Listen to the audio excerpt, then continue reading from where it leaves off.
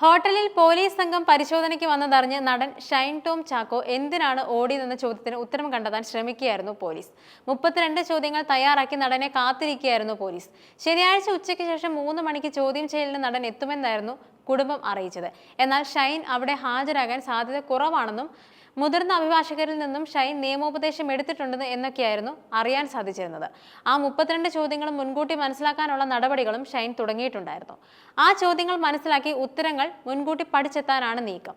അതിനിടെ സെറ്റിലെ അപമര്യാദയിൽ പോലീസിന് പരാതി നൽകില്ലെന്ന നിലപാടിന് വിൻസി അലോഷ്യസ്. അതുകൊണ്ട് തന്നെ പോലീസിന്റെ 32 ചോദ്യങ്ങൾക്ക് മറുപടി പറഞ്ഞാൽ നടന് രക്ഷ നേടാം, മറുപടിയിൽ പിഴച്ചാൽ നടനെതിരെ കേസെടുക്കുകയും ചെയ്യുമെന്നായിരുന്നു. എന്തായാലും ഇത്രയും അപകടം നിറഞ്ഞ വഴി തിരഞ്ഞെടുത്തത് പോലീസിനെയും ഞെട്ടിച്ചിട്ടുണ്ട്. നടന്റെ ചാട്ടവും ഓട്ടവും ഹോട്ടൽ അധികൃതർക്കും അമ്പരപ്പുളവാക്കി. രക്ഷപ്പെടാനുള്ള കാരണം എന്തെന്ന് ഷൈൻ തന്നെ മറുപടി പറയണമെന്ന നിലപാടിലായിരുന്നു പോലീസുകാർ. മറ്റൊരാളെ തപ്പിയാണ് ഹോട്ടലിൽ പോയതെന്നും ഷൈൻ അവിടെ ഉണ്ടെന്നറിഞ്ഞ് പരിശോധിച്ചതാണെന്നുമാണ് പോലീസ് പറഞ്ഞത്.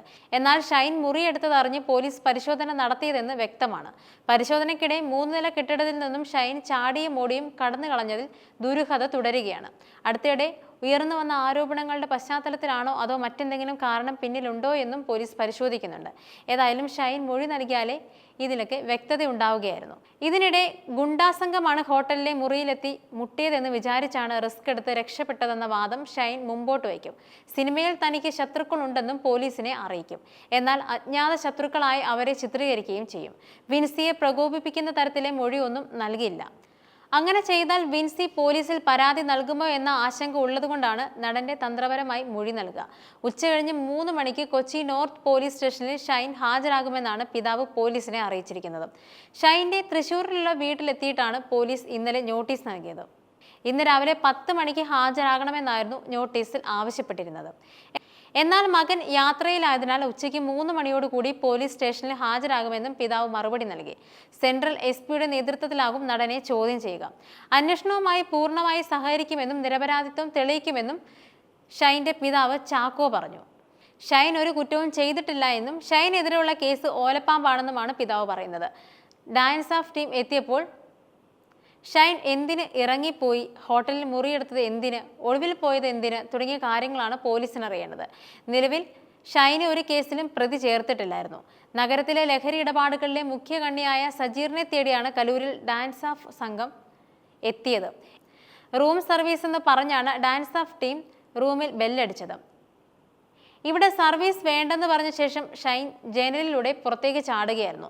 ഷൈൻ ടോം ചാക്കോയെ ചോദ്യം ചെയ്യാൻ പ്രത്യേക ചോദ്യാവലി തയ്യാറാക്കുകയും ചെയ്തിരുന്നു പോലീസ്. 32 ചോദ്യങ്ങൾ അടങ്ങിയ പ്രാഥമിക ചോദ്യാവലിയാണ് എറണാകുളം ടൗൺ നോർത്ത് പോലീസ് തയ്യാറാക്കിയത്. ഹോട്ടലിൽ പരിശോധന നടന്ന രാത്രിയിൽ ഉണ്ടായ സംഭവങ്ങൾ ഇടകീറി ചോദിക്കാനാണ് നീക്കം. ഷൈൻ ടോം ചാക്കോയുടെ കഴിഞ്ഞ 1 മാസത്തെ കോൾ ലോഗുകൾ പോലീസ് ശേഖരിച്ചിരുന്നു. സമീപകാലത്ത് ഷൈൻ നഗരത്തിൽ താമസിച്ച 6 ഹോട്ടലുകളിൽ നിന്നുള്ള CCTV ദൃശ്യങ്ങളും ശേഖരിച്ചു. ഹോട്ടലുകളിൽ താമസിച്ചിരുന്ന ദിവസങ്ങളിൽ ഷൈനെ സന്ദർശിച്ചവരുടെ പട്ടികയും പോലീസ് തയ്യാറാക്കിയിരുന്നു. അടുത്തിടെ ഷൈൻ കേരളത്തിന് പുറത്തേക്ക് നടത്തിയ യാത്രകളുടെ വിവരങ്ങളും പോലീസ് ശേഖരിച്ചു. ഷൈനുമായി ബന്ധപ്പെട്ട് എക്സൈസിന് കിട്ടിയ വിവരങ്ങളും പോലീസ് ശേഖരിച്ചു. കൊച്ചിയിലെ 3 പ്രമുഖ ക്രിമിനൽ അഭിഭാഷകരുമായി ഷൈൻ ഫോണിൽ സംസാരിച്ചിരുന്നു. ഇന്ന് ഹാജരായില്ലെങ്കിലും പ്രശ്നമില്ലെന്നാണ് ഷൈൻ ടോം ചാക്കോയ്ക്ക് ലഭിച്ചിരുന്ന നിയമോപദേശം. എന്നാൽ ഇന്ന് ഹാജരായില്ലെങ്കിൽ കാര്യങ്ങൾ കൂടുതൽ വഷളാകുമെന്ന ആശങ്ക ഷൈനും കുടുംബത്തിനുമുണ്ട്. അതുകൊണ്ട് തന്നെ ഹാജരാകാൻ കുടുംബം സമ്മർദ്ദം ചെലുത്തുന്നുമുണ്ടായിരുന്നു. ഇത് ഷൈൻ അംഗീകരിക്കുകയും ചെയ്തു. എന്നാൽ ഇതിന്റെ ബാക്കി പത്രമായത് അറസ്റ്റായിരുന്നു. കൃത്യമായ തെളിവുകൾ അടിസ്ഥാനത്തിലായിരുന്നു അറസ്റ്റ് ചെയ്തത്. മാത്രമല്ല അറസ്റ്റ് ജാമ്യം കിട്ടുന്ന വകുപ്പുമായിരുന്നു. NDPS നിയമം സെക്ഷൻ 27, 29 പ്രകാരമാണ് കേസെടുത്തത്. എറണാകുളം ജനറൽ ആശുപത്രിയിൽ വെച്ചാണ് വൈദ്യപരിശോധന നടത്തിയത്. ലഹരി ഉപയോഗത്തിനും ഗൂഢാലോചനയ്ക്കുമെതിരെയാണ് കേസെടുത്തിരുന്നത്. കൂടുതൽ വകുപ്പുകൾ ചുമത്തുന്ന കാര്യത്തിൽ അന്വേഷിക്കും. ലഹരി ഇടപാടുകാരനുമായുള്ള ഷൈന്റെ ഫോൺ സംഭാഷണമാണ് കേസിന് വഴിത്തിരിവായത്. ലഹരി ഉപയോഗിക്കാറുണ്ടെന്നും പോലീസിനോട് ഷൈൻ സമ്മതിക്കുകയുണ്ടായി. ഉപയോഗിക്കുന്നത് മെത്താഫെറ്റമിൻ, കഞ്ചാവ് എന്നും ഷൈൻ ടോം വ്യക്തമാക്കി.